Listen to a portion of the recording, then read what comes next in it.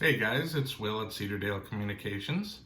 And today I'd like to talk about a topic that we find a lot in coaching and that it's something that all of us can relate to in our lives. Have you ever heard yourself say, or friends around you, or even people telling you, you deserve it or you really don't deserve it? Now, if you're in a stage where you really don't deserve it, you're feeling that way, trust me, I understand how it feels. Now, what I'm going to do in this video is break down a bit what that feeling is and what the word deserve is, and give you some tips as well to move forward and to change the narrative, to start living a more positive and a more impactful life for yourself and no one else. Now, the problem I have with deserve is that it's something that's been passed on to us through our upbringing in our formative years, and maybe our schooling system or our parents, family members, maybe even siblings have told us you deserve it or you don't deserve it. This can have a very negative charge, and it can be a very passive compliment, like, oh, well, you did a lot of stuff in school, you got yourself a good grade, so good for you. Now, the issue I have with saying you deserve it, like say for example, you got yourself a promotion, pat on the back, you deserve it. Now, the word deserve is, I wouldn't say negatively, but it's a very passively charged word. Now, when you deserve something, it's almost as if you're a passenger in your life and things around you are happening and they're shaping things. Now, it almost seems like out of luck, whatever it is you've done has contributed to the situation, or out of misfortune. Now, a lot of times when you're hurting, a lot of times when you're stuck in life, a lot of times where you don't really see a light at the end of the tunnel, you really feel like you're breaking down, like you're powerless, and you find yourself saying, I don't deserve it. Now, it is true, you don't deserve it. You absolutely, nobody deserves to suffer in life, and nobody deserves to feel lost. But at the same time, you have the power to do something about it. From having been a passenger, try to incorporate that in like a short period of grieving.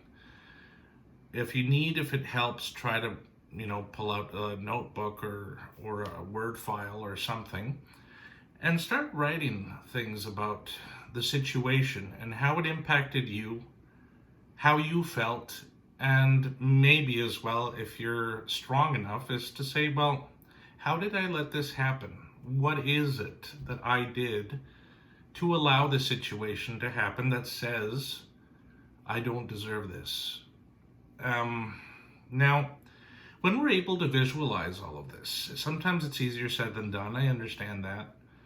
Depending on the level of heartache, the level of discontent that you're going through, it's important to be able to break down every single element, or as many elements as you can. Now, what you can do with that list, I'm just going to put a little pause in this. So, once I'm done the whole explanation, what I would suggest you do with this little list that you wrote down, once you're able to break through the demons, I would say hang on to that list for the last little bit after what I'm going to say. Now, how you can change the narrative is by learning from these lessons. They do not define who you are, and they will not define who you are in the long run. You're in charge of that. You're able to say to yourself, okay, I don't deserve it, in the words of whatever's built up in the mind, but do something about it. Start building yourself up. Start looking at, I let this happen, so how can I avoid it in the future? How can I grow? If I'm routinely in toxic relationships, what is the unresolved issue that I have, or why do I feel that I don't deserve or I can't have something better? You can have something better, absolutely. When you start building that roadmap, you start looking at, say, for example, you're in a dead end job. A lot of people have that feeling, even if it isn't a dead end job. But these days, people don't stick around. People have to be moving. People have to be looking for something more exciting, more motivating.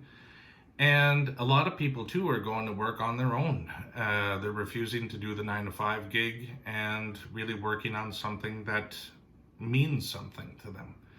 And I really admire that. That's being at your highest purpose and looking for yourself to be adding value to your life instead of adding money. Now, when you start working towards that, building up, whether it's looking for courses, whether it's looking for a coaching service to do some self-improvement, whether it's looking for books that resonate with you and give you like a sense of self-development and things that you can do yourself. It's important for you to look at life from a place of love and a place of growth. If you don't look at it that way, all you do is you hang on to all that baggage that you feel is defining you.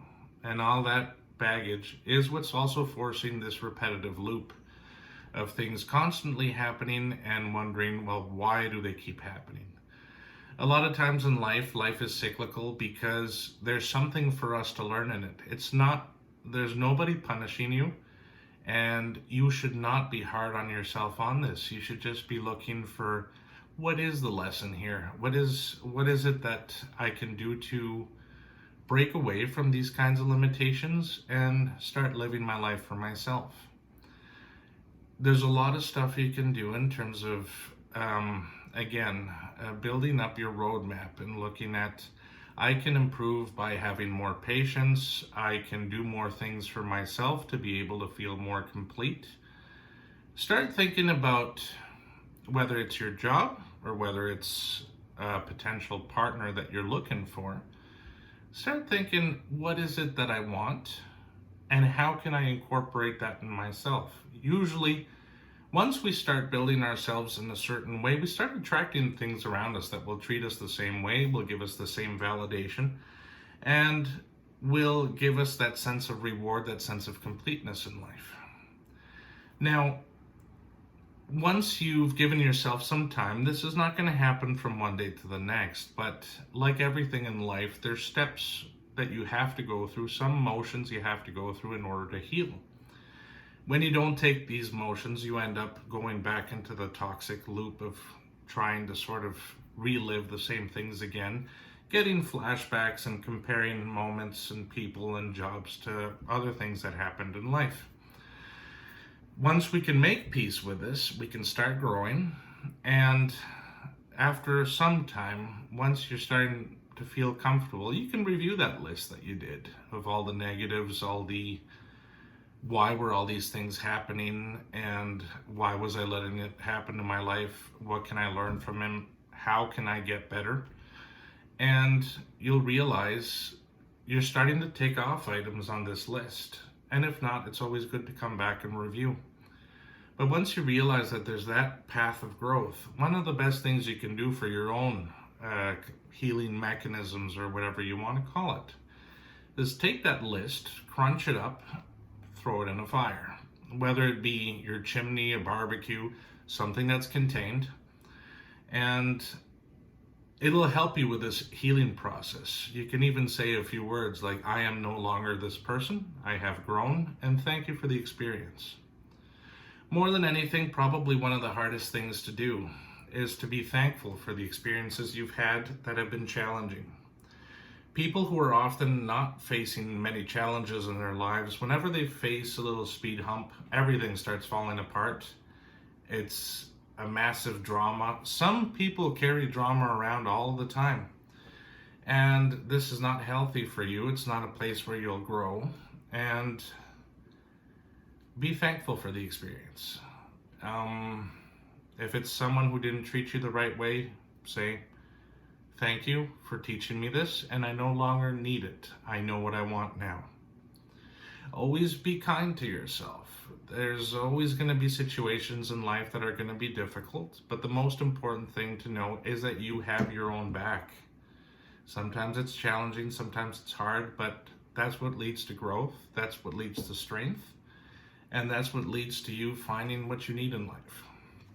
Now, if you feel like you need some extra help building a roadmap to achieve better quality relationships, to start planning for a new job, or even to start planning to launch your own business. I've launched my businesses a few times, and I'm very happy to help build a road to your success. That to me is the biggest reward in life, to be able to see people happy, to be able to see people triumph. And it makes me feel like I'm there somehow. Now, if there's anything that you feel we can do for you, please do not hesitate to contact us at info@cedardalecommunications.com. And if you'd like as well, you can contact us through the website at cedardalecommunications.com. You can set up a free consultation with us. I like to say it's a 30-minute consultation, but really it's an opportunity for us to really get to know each other. And I don't really do much clock watching. I like to be able to see where you are in life and to see what it is that we can do for you and if we're a good fit. So, without further ado, thank you very much for tuning in once more. Hope you're all doing really good. And more than anything, stay tough. Once you start breaking out of this feeling of deserve, you'll be able to say to yourself, you earned it. You worked for it, you were active, and you got it done. Stay positive, everyone.